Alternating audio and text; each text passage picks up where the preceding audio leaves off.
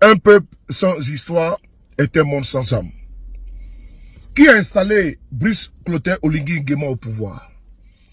Présentement, c'est la campagne électorale au Gabon qui bat son plein. Le 12 avril sera l'appel aux urnes des électeurs gabonais. Et une révélation de taille vient de tomber. Qui a installé Brice Clotaire Oligui au pouvoir? L'ex-premier ministre de Ali Bongo, Alain-Claude Billy-Binzé, qui est également un candidat à l'élection présidentielle, nous fait une révélation de taille. Et donc, comme ça, c'est une puissance étrangère qui a installé Oligui au pouvoir et qui lui donne des feuilles de route. On écoute et puis on revient. On écoute. Monsieur le Président, Dernière question, Lariska, on va passer à la transition. À ce moment-là, elle sera à deux volets. Allez-y, rapidement. Le premier volet, c'est sur la dernière phrase que vous avez donnée tout à l'heure, disant que le président de la transition actuelle ne fait que réciter les leçons de son maître. J'aimerais comprendre cette phrase. Qu'est-ce que vous insinuez? Je n'insinue rien, je constate. Je constate que le président de la transition actuelle a été coaché dès le début par les chancelleries occidentales à Libreville. Vous en savez quelque chose? Oui, madame. Qui lui ont dit ce qu'il faut dire. Mais je suis en train de vous parler. Qui lui ont dit ce qu'il faut dire. Qui lui ont dit qu'il ne faut surtout pas proclamer la rupture avec la France. Il ne faut pas se rapprocher de telle autre puissance. Il faut dire ceci, il faut dire cela. Il a récité ces leçons-là. Vous avez des preuves de ce que vous affirmez, monsieur le Président? Madame, je suis devant vous et devant les Gabonaises et les Gabonais. Vous me voyez en train de dire une telle chose sans avoir d'éléments? Je suis devant vous, madame, candidat à l'élection présidentielle. Vous voulez que je vous en dise davantage?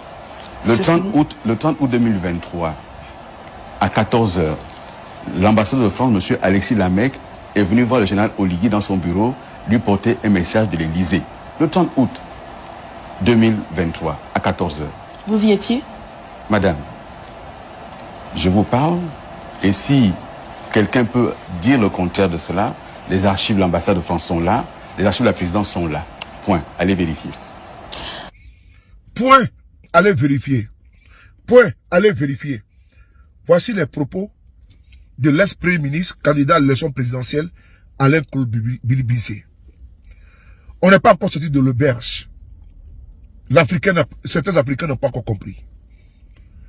Et donc, comme ça, Ondo Onsa, qui avait gagné les élections au Gabon, face à Ali Bongo, on a vu très rapidement qu'il y a eu un coup d'État.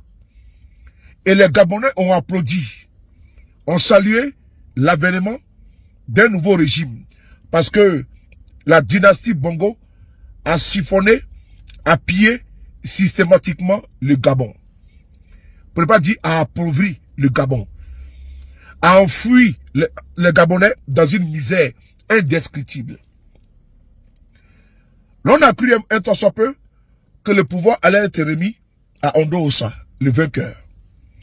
Et plusieurs fois au Gabon, les Bongos ont perdu les élections. On a vu face à Jean Ping, ils ont massacré le peuple gabonais. Face à André Baobam, c'était également pareil. Paix à son âme. Bis repetita, nous apprenons quoi? Qu'il y a eu un coup d'État fabriqué. Qui n'était pas un coup d'État du peuple. Qui était un coup d'État pour maintenir le système Bongo en place. Oui, parce que Brice Clotaire Oligui Nguema est un homme du système.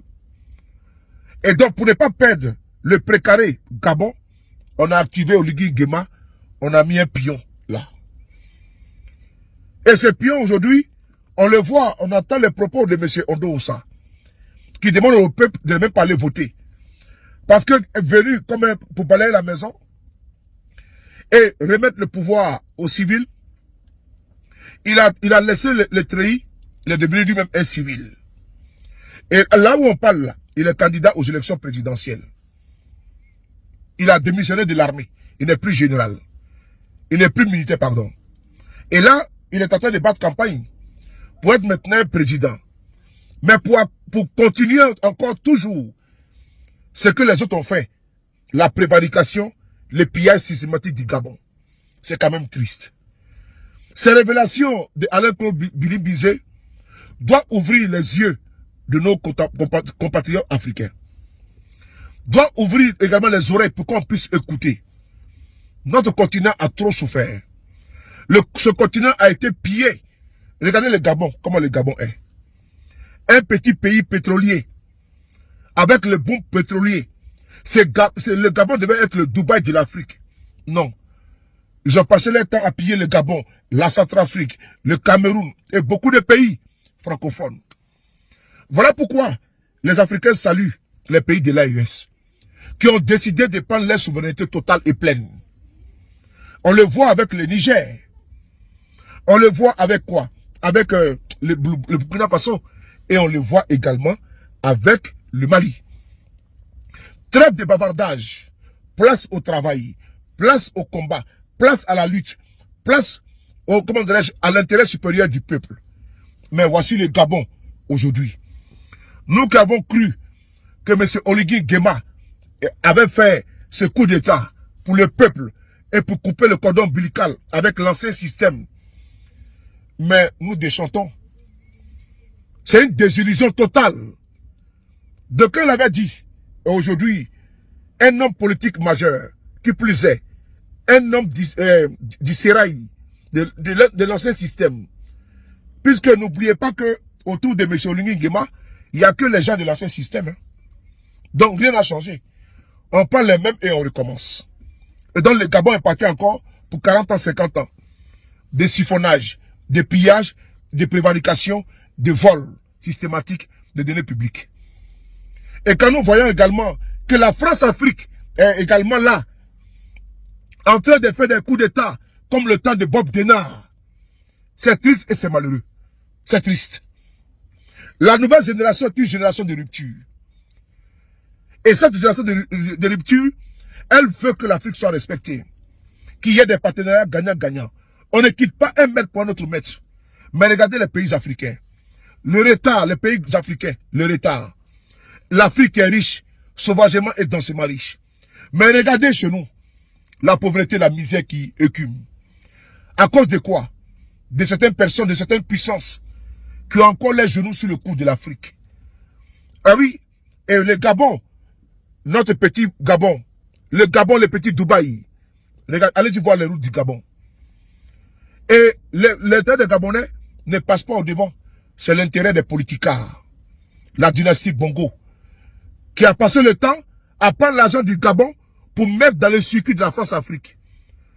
Pour engraisser des hommes politiques français.